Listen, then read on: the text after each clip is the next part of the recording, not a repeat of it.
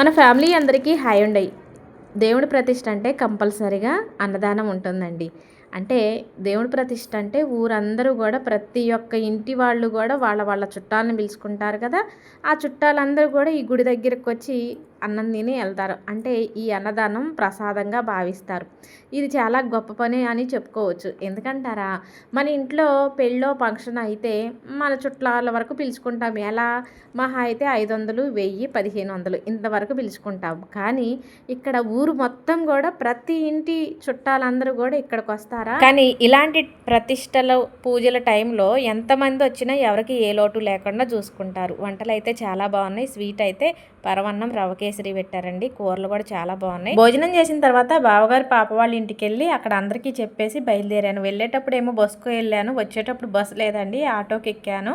ఇక అక్కడి నుంచి తిరువూరు వచ్చి మళ్ళీ అమ్మ వాళ్ళ ఇంటికి వెళ్ళాలి. అమ్మ వాళ్ళ ఇంట్లో ముత్యాలమ్మ పండగ కదా!